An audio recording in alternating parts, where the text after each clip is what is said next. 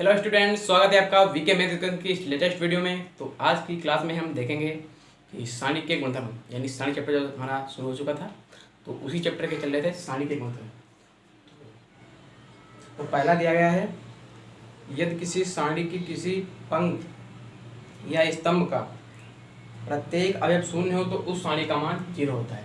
यानी कोई भी अगर सारणी दिया गया होगा तो उसमें हम देखेंगे कि अगर, जैसे मैं यहाँ पे एक सारणी ले रहा हूँ, सारणी ए, इसमें अगर हम देखें कि इसकी कोई भी एक पंक्ति हो या एक स्तंभ हो, उसका अगर प्रत्येक अवयव शून्य मिल जाता है हमें, तो हम कह सकते हैं इस सारणी का मान क्या होगा, 0 होगा, यानी शून्य। तो यहाँ पे मैं लिख रहा हूँ 0 0 2 3। तो इस सारणी का मान आप अगर जो गुणधर्म है उसके हिसाब से बताएं तो इसका मान कितना होगा, 0 होगा। चलो हम देख भी लेते हैं इसका मान 0 होगा या नहीं होगा। तो कैसे ज्ञात करते हैं सारणी का मान, सारणी ए बराबर इसकी गुणा इधर करते हैं, इसकी गुणा इधर करते हैं, फिर करते हैं माइनस, यानी 3 0 0 और 2 0 0, यानी 0 माइनस 0 कितना होगा, 0। यानी यहाँ से भी आप बता सकते हैं और यहाँ से भी आप निकाल भी सकते हैं, कितना आएगा, 0। तो हम निकालेंगे नहीं, हम अगर इस तरह की कंडीशन मिलेगी तो उसको हम डायरेक्ट क्या कर देंगे, 0 कर देंगे। तो ये था सारणी का पहला गुणधर्म। अगला गुणधर्म है, अगला है यदि किसी सारणी की पंक्ति का स्तंभ तथा स्तंभ को पंक्तियों में परस्पर विनिमय कर दिया जाए तो उस सारणी का मान नहीं बदलता है। कहने का तात्पर्य यह है कि अगर कोई भी सारणी दिया गया है तो उसकी जो पंक्ति हैं उनको स्तंभों में और स्तंभों को पंक्ति में चेंज कर दें। और अगर आपने चैप्टर पढ़ा है तीसरा आव्यूह, तो उसमें आपको पता होगा कि जब हम पंक्तियों को स्तंभों में तथा स्तंभों को पंक्तियों में चेंज करते हैं तो वहाँ से हमें ट्रांसपोज मैट्रिक्स प्राप्त होता है। यानी ट्रांसपोज मैट्रिक्स हो और एक मैट्रिक्स दूसरा हो, तो उसका अगर हम सारणी निकालें, जो ट्रांसपोज मैट्रिक्स उसका निकालें, तो दोनों का जो क्या आएगा, सारणी बराबर आएगा। तो यहाँ से हम देख लेते हैं, कोई भी एक सारणी ले लेते हैं। तो सारणी ए बराबर, जैसे कि मैं यहाँ पे लूँगा सारणी ए 2 3 4 1, ये दिया गया है। इसका हम सारणी ज्ञात करते हैं पहले। तो सारणी क्या होगा इसका, सारणी ए बराबर 1 दूनी 2 और 4 3 12, यानी माइनस का 10 आया। यानी सारणी ए बराबर आ गया माइनस का 10। अब इसका हम क्या करेंगे, इसकी पंक्तियों को स्तंभों तथा स्तंभों को पंक्तियों में चेंज कर देंगे। तो यहाँ पे लिखेंगे ए बराबर, इसकी पंक्तियों को स्तंभों में चेंज कर दें, यानी जो ये वाली पंक्ति है इसको स्तंभ बना दें और इसको भी स्तंभ बना दें। यहाँ पे आएगा 2 3 और 4 1। अब ज्ञात करते हैं सारणी मान, देखते हैं क्या आता है। तो सारणी ए बराबर 1 दूनी 2 हो गया और 3 चक्कू 12 हो गया, यानी फिर भी क्या आया, माइनस का 10 आया। यहाँ पे माइनस का 10 आया। तो यानी हम कह सकते हैं कि अगर कोई भी सारणी दिया गया है, उसकी पंक्तियों को स्तंभों में तथा स्तंभों को पंक्तियों में चेंज करें तो उस सारणी का मान क्या होता है, नहीं बदलता है। तो ये था दूसरा गुणधर्म। अगला गुणधर्म दिया गया है कि यदि किसी सारणी की किसी 2 पंक्तियों स्तंभों को परस्पर चेंज कर दिया जाए तो उस सारणी का मान बदल जाता है।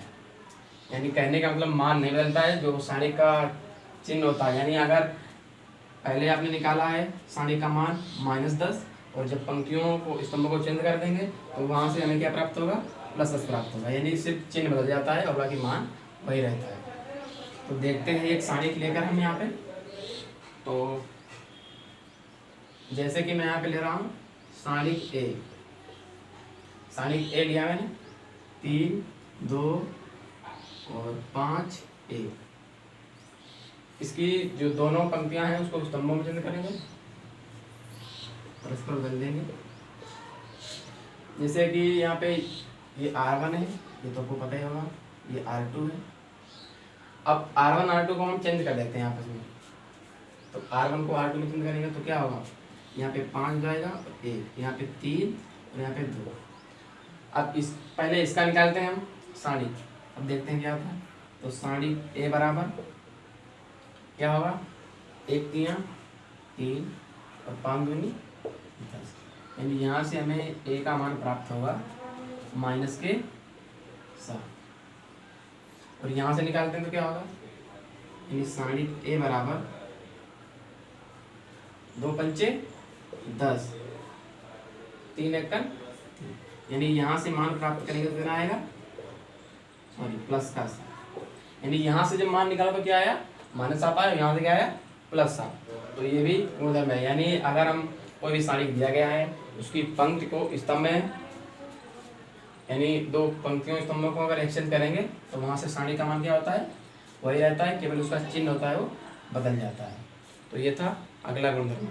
उसके बाद में अगला गुणधर्म है, इसमें हमें बताना है कि अगर कोई सारणिक दिया गया है उसकी 2 पंक्ति या स्तंभ बराबर हैं तो उस सारणी का मान भी क्या होता है, 0 होता है। जैसे कि मैं यहाँ पे ले रहा हूँ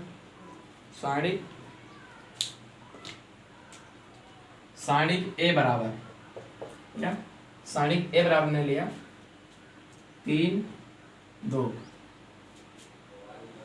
3/3 कर लेते हैं, और यहाँ पे 3 2 2 1 1 1, यानी ये सारणिक दिया गया है सारणिक ए, तो इसका हमें मान बताना है।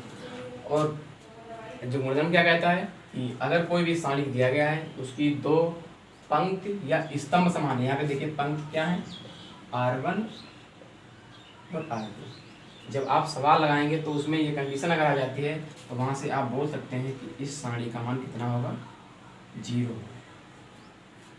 जब भी जो सवाल आते हैं वो सिद्ध करने में तो ये कंडीशन आ जाए तो वहाँ पर क्या ले लेंगे, इस सारणी ए का मान कितना होगा, 0। क्यों होगा, ले देंगे क्योंकि R1 R2 क्या है, बराबर है। तो ये भी एक गुणधर्म है, इसका भी हम प्रयोग करेंगे। यदि एक पंक्ति या एक स्तंभ के सभी अवयवों को किसी संख्या से गुणा कर ली जाए तो सारणी के मान में भी उस संख्या से गुणा हो जाती है। जैसे कि यहाँ पे सारणी ले रहा है 3 2 1 3, तो इसमें अगर हम किसी पंक्ति या किसी स्तंभ में अगर इस संख्या से गुणा कराते हैं तो उसी संख्या से जो सारणी का मान आएगा उसमें भी गुणा हो जाती है। जैसे कि मैं यहाँ पे R1 में 4 से गुणा कराता हूँ तो उसको कैसे लिखेंगे, 3 गुणे 4, इस तरीके से लिखा। और इस मैंने क्या होता है, सारणी के मान में भी संख्या, यानी इसका अगर सारणी निकालें इसे भी क्या है, 4 से गुणा हो जाएगी। यानी अगर आप इसका मान निकालते हैं और इसका निकालते हैं तो दोनों क्या आएंगे, बराबर आएंगे। तो ये भी क्या है, गुणधर्म है सारणी का। उसके बाद में एक अगला गुणधर्म आता है कि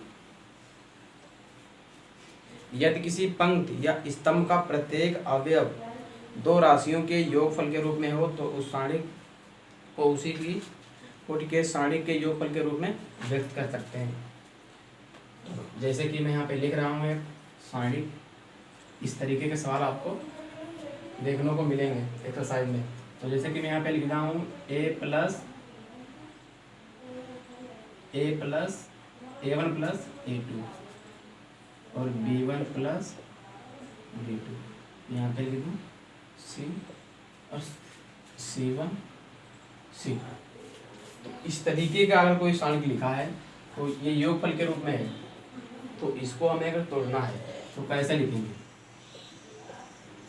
सबसे पहले यहाँ पर आप जो पहला वाला है ले लीजिए, यानी a1 और b1। उसके बाद में इसको छोड़ दीजिए, इसको क्या नाम c1 और c2 और प्लस लगा दीजिए यहाँ पे।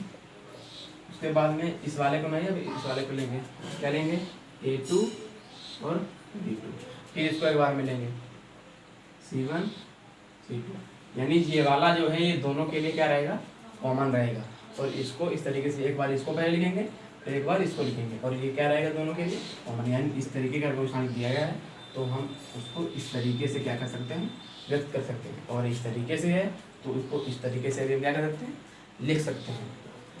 तो इसके बाद में एक आता है गुणधर्म कि यदि किसी सारणी की पंक्ति अथवा स्तंभ के अवयवों को किसी दूसरी पंक्ति या स्तंभ के संगत अवयवों के क्षय गुणनखंडों से गुणा करा दी जाए तो उसका योगफल क्या होता है, 0 होता है। यानी कह रहे हैं कि किसी सारणी की पंक्ति या स्तंभ के अवयवों तथा उसकी दूसरी पंक्ति या स्तंभ के क्षय गुणनखंडों, क्षय गुणनखंड क्या होता है, अभी इसके बारे में तो शायद मैंने नहीं बताया है। क्षय गुणनखंड क्या होते हैं कि आपको आगे की जो वीडियो होंगी उसमें मिलेगा। तो कहेगा पर यह है कि एक सारणी होगा, एक सारणी दिया गया होगा से 2 1 3, एक सारणी दिया गया होगा तो उसमें जो ये वाले अवयव होंगे अगर तो आपको पता होंगे, पहले को क्या बोलते हैं A11 और दूसरे को इसको बोलते हैं A11 A12 A21 और A22। यानी इस तरीके का अगर कोई है सारणी तो उसमें क्या करना है, इस सारणी में जो कोई भी एक पंक्ति के अवयव हो, जैसे कि यहाँ पे A11 A12, तो इसमें अगर हम किसी दूसरे पंक्ति या स्तंभ के क्षय गुणनखंड आपको पता होंगे वो होते हैं, सॉरी नहीं पता हूँ क्योंकि मैंने अभी बताया नहीं, ये आगे यूज होने वाला है। तो उसमें क्षय गुणनखंड को हम कैपिटल ए से जोड़ करते हैं, कैपिटल ए से जोड़ करते हैं। तो जैसे कि यहाँ पे ये वाले R1 के हमने अवयव लिए हैं तो हम C1 के क्या रहेंगे क्षय गुणनखंड, यानी A11 प्लस A21, तो इसका मान कितना होगा 0 होगा, ये कंडीशन आती है। तो सारे गुणन जो हो चुके हैं तो अगर ये गुणन आपको समझ में आ गए होंगे तो जो इसकी एक्सरसाइज है तो उसके सवाल आपको आसानी से समझ में आ जाएंगे। तो मैं उम्मीद करता हूँ कि ये गुणन आपको समझ में आ गए होंगे। अगर किसी भी गुणन में आपको डाउट है तो कमेंट सेक्शन में लिखें, और अगर वीडियो आपको अच्छा लगा तो वीडियो को लाइक करें, हमारे चैनल वीके मैथ सब्सक्राइब कर लें। मिलते हैं अगले वीडियो में, तब तक के लिए जय हिंद, वंदे मातरम।